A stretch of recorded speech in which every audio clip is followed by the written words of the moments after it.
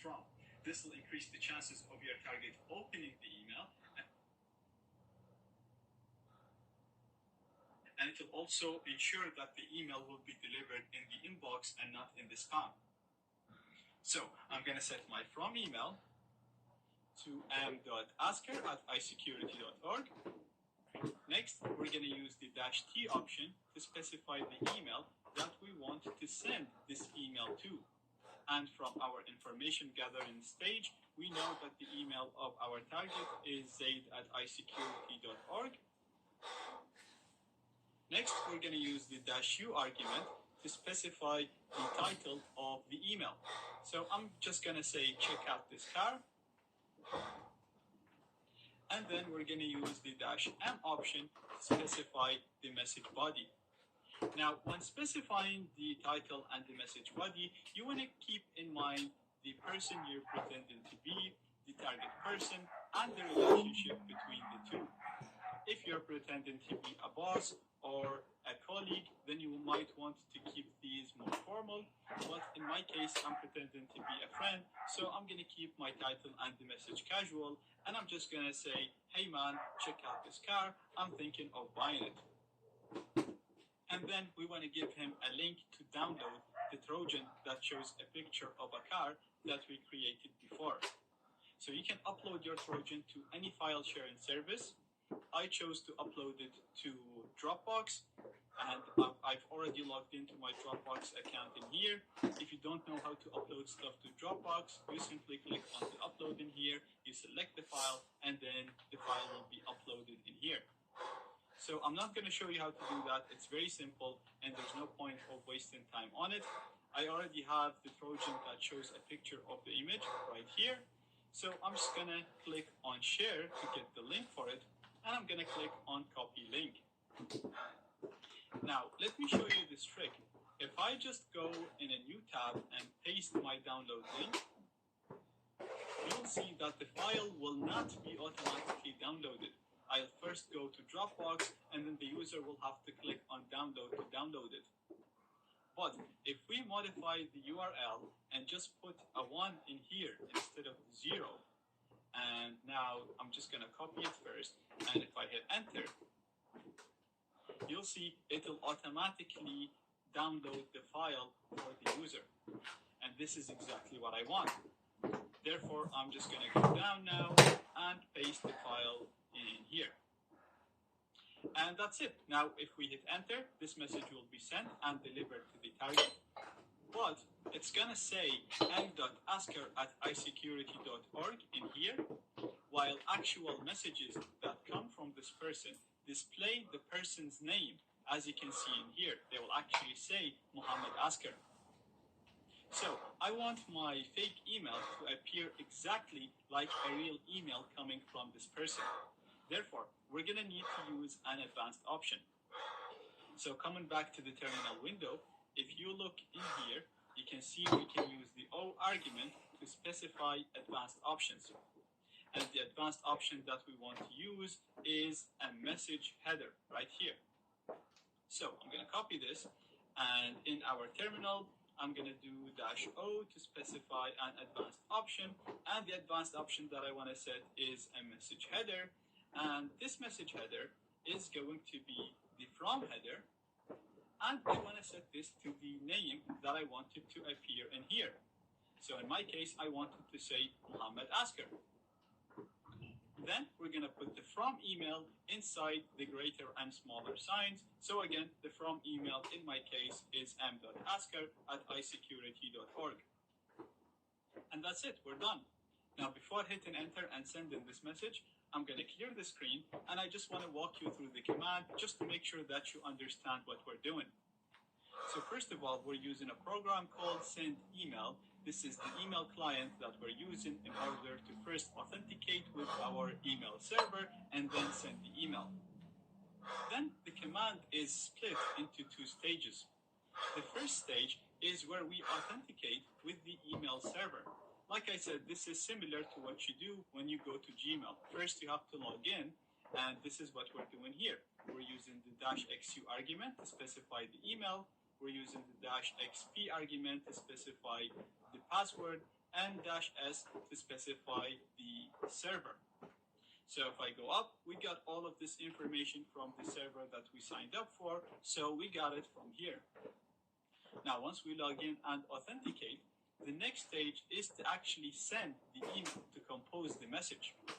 So we're using the from argument to specify the from email. We're using the -t argument to specify the email we want to send the email to. We're using -u to specify the title, -m to specify the message body, and finally, we used an advanced option to set the message header, and we set the message header to whatever we want to appear beside the email title when the email is delivered in the inbox. So we're ready to send this. I'm gonna hit enter. And perfect, as you can see, it's saying email is sent successfully. And I'm actually already listening for incoming connections in here in my multi-handler. So let's go to the target. And as you can see, we have a new email. It's coming from Mohammed Askar, so exactly like a legitimate email coming from this person. We can see the subject like we said it, and we can see the body. Now, if we go inside, again, we have a thumbnail of this person. It's showing his name, it's showing his email, it's showing his picture. So it looks legit. It looks like a proper message sent from this person. Now, this person is a friend of mine, and we tailored the message so that it appears as if it's coming from a friend. If I click on the link, you'll see the file will automatically start downloading. Dropbox is not asking us if we actually want to download this. So I'm going to click OK to download it. It's going to go in my downloads. So if we open the downloads, right click and uncompress this, we'll have the GTR with the image, with the proper extension like we've seen before. And if we double click it, we'll see the picture of the car that my friend is trying to buy. So everything looks legit so far. But if we go back to the Kali machine, you'll see that we got a connection from the target, and we basically gained full access to their computer. So if we do there, you'll see all the directories, and basically we can run any system command. Now, the main thing that you want to keep in mind when it comes to this method is that this method is generic. So it works against Windows, Linux, OS X, Android, doesn't really matter. The only thing that you want to make sure is the file that you're sending to the target should work on their target operating system.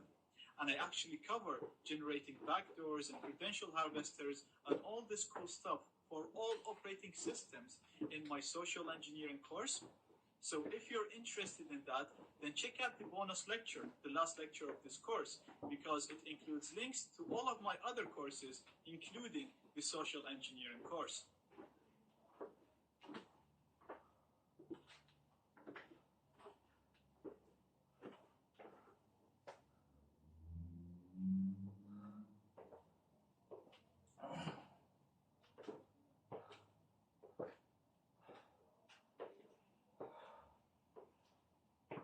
In the previous lecture, we've seen how to use an SMTP server to spoof emails and make them appear like they're sent from any other email address we want. I also mentioned in the previous lecture that there is another way of doing this, and that is using a web hosting. Web hosting is simply a service that allows us to host files on the internet. Therefore, we can use it to host our own website, we can use it to share files, or we can even use the server resources to send emails, as I'm going to show you in this lecture. So as you can see, learning how to set up and use a web hosting can be useful in many scenarios, and you can actually use it to do much more than what I'm going to show you here. Now, if you look on Google, you'll find a lot of free web hosting providers. Unfortunately, though, none of them allow you to send emails. That's not really a big problem because even paid web hosting plans are very, very cheap. You can look online for the cheapest, and you can use any provider you want because the steps that I'm going to show you will work with any provider. But right here, I have a web hosting provider called DreamHost. They are pretty cheap and they work well. So if we click on Get Started in here, you'll see the cheapest plan is $295 per month. So we're going to click on sign up. I'm going to set this to monthly, and you'll notice the price will actually increase slightly. So now it's $5 per month instead of $295 if you paid for a year, but that's fine. And I'm going to say choose a domain later. You'll only really need to use a domain if you're hosting your own website. The domain is what you see here on top when it says, for example, dreamhost.com or zsecurity.com. But in our case, we don't need that, so we're just going to say choose a domain later. And we're going to select our payment method. I'm going to pay with PayPal. Next, you have to put the billing address. Now, you don't have to put correct information in here. You can put whatever you want. So I'm just going to fill this randomly. Next, we have the account set up. Make sure you put a valid email in here because they will send you a confirmation. So I'm going to use my own email and put a first name, last name, phone number. Again, doesn't have to be real. We're going to uncheck this to not receive marketing. We don't want WordPress installed, so we're unchecking this. Okay. We don't want protection, so we're unchecking this. And we don't want the email service that they provide, so we're unchecking this. Because we're actually going to rely on PHP to send the email using the mail function in PHP. So we're basically unchecking everything. We're going for the most basic plan they have. And we're just going to click on submit order. Now the sign-up might be slightly different if you're using a different provider, but the steps are very simple and it's more or less the same. It's asking us to set a password now, and we're going to continue to our control panel. And perfect, now we have a web hosting plan that we can use to host our own websites, host our own files if you wanted to deliver backdoors and such to your targets, or you can use it to send fake emails, as I'm going to show you. Now again, using this dashboard might be slightly different depending on the provider that you have, but you'll notice that the steps are pretty much the same. You want to first access your management page for the website. So you can see in here, it's given us this button called Management Websites. We can see this is our website right now, but it's saying it's unavailable because it's still being set up. So we're going to give it its time to set up, and we'll resume the video once it's ready. Okay, so now that the website is ready and we can see a preview over here, we can simply click on it to actually access it. As you can see right now, this is the URL for our website. And you can see it's a simple website that has nothing that tells you should go to the admin to add stuff to this website. So back to the management page, we're going to click on manage. And depending on which provider you have, you want to look for the file manager. So in my case, you can see in here it's saying manage files, and if we click on manage in here, we're going to get the file manager. From here, you want to navigate to a directory that is called public HTML, or a directory that has the name of your website, as we have in here. So this is actually the name that I signed up with. It's gibberish, but that's what I actually set it to. So we're just going to click on it. This is the directory where you should upload your files. So if you're hosting a website, you should upload the website files here. Or if you're sharing files, then you should upload them in here as well. Or in our case, we want to send fake emails. So we're going to upload the PHP file that we're going to use to send the emails to this location. Now the file is in the resources of this lecture.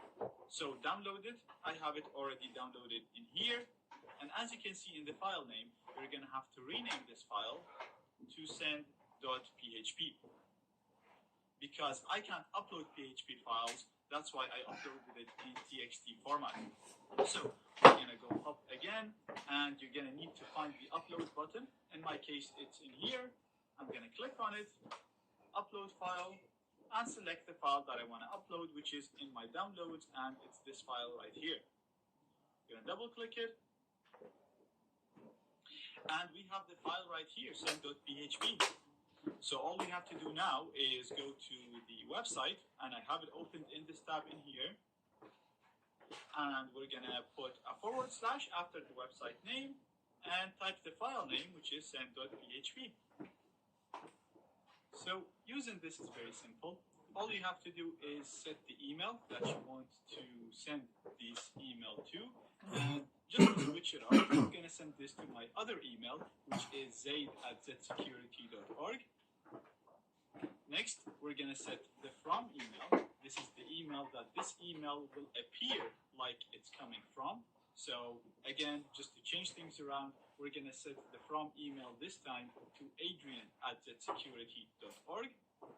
Now, again, when you're setting the from email, make sure that you set it to an email that actually exists, and make sure that your target actually receives emails from this email and communicates with them. This will ensure that the email will land in the inbox, and it will also increase the chances of your target of opening the email and interacting with it. Adrian works with me in the same company. We frequently exchange emails. Therefore, this is a really good email to spoof. The next field is the name field. This is similar to the from header that we set manually in the previous lecture.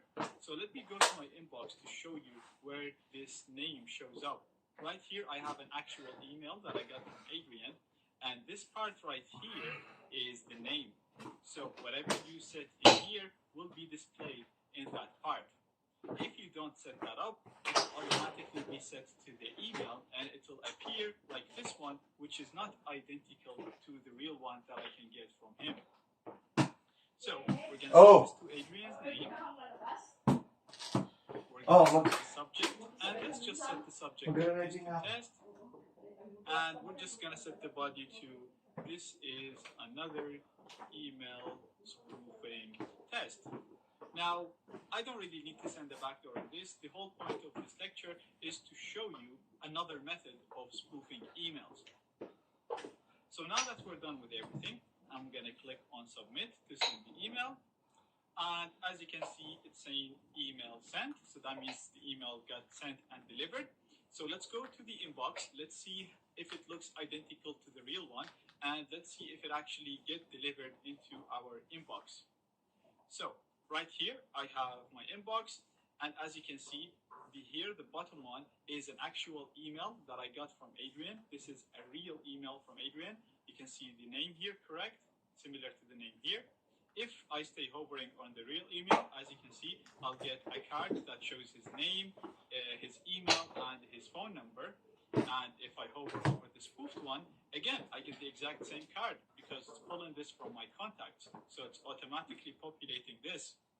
If I go on the real email right here, again, you can see this is the real email by him. You see the name, you see the profile, and you see the from is from Adrian Bud. Now, let's go to the spoofed one. Again, you have the picture, you have the name, and if we look in here, you have the correct email, adrianbud@zsecurity.org. The only part that might look a little bit suspicious is the fact that it's saying via this. But a lot of people are not going to pay attention to this, and this is only displayed in Gmail. So we tested with Live, this doesn't even show up on it. And even with Gmail, we have the correct profile picture, we have the correct name, we have the correct email, if you look in here, and we even have the correct phone number. So this is just another method to show you how to spoof emails. In case the previous method didn't work, or if you just didn't like it, you can try this one. Again, like I said, you can use any web hosting provider. You do not have to use this one that I used. You can try the free ones, you can try the paid ones, and like I said, you will get better results with the paid ones. The steps are pretty much the same. The only difference might be the sign-up process and the process of uploading the file to the website. But the idea is the same. You sign up with a web hosting provider, you upload the send.php file, you browse the .php file from your web browser, and you use it to send the email.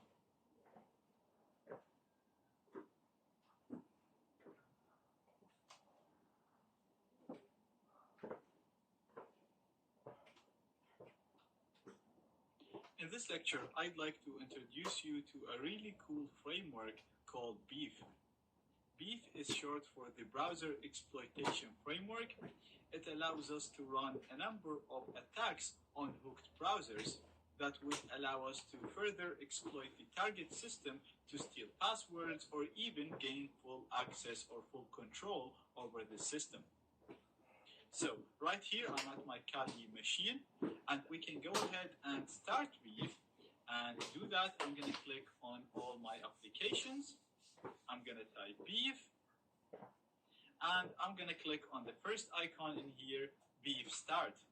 You can use the beef stop to stop it, but right now we just want to start the framework, so we're going to click on the start.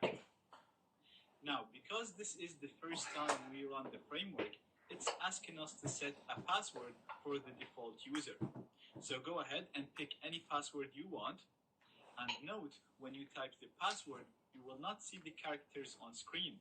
This is a security feature so that the people around you will not see your password. So right now I actually typed my password, but you can't see anything on screen. I'm just going to hit enter, and then it will automatically start the beef framework for me, and it will automatically start Firefox and go to the web interface that we can use to access beef and control the hooked browsers. As you can see, the first thing that it will ask us is a username and a password to log in to this web interface. The default user is beef, B-E-E-F, and the password is the beef.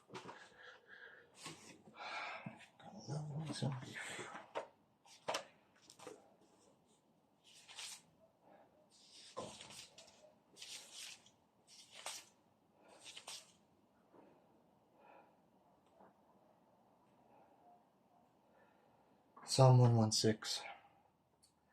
I love the Lord because he has heard my voice and my supplications, because he has inclined his ear to me. Therefore I will call upon him as long as I live. The pains of death surrounded me, and the pangs of Sheol laid hold of me. I found trouble and sorrow.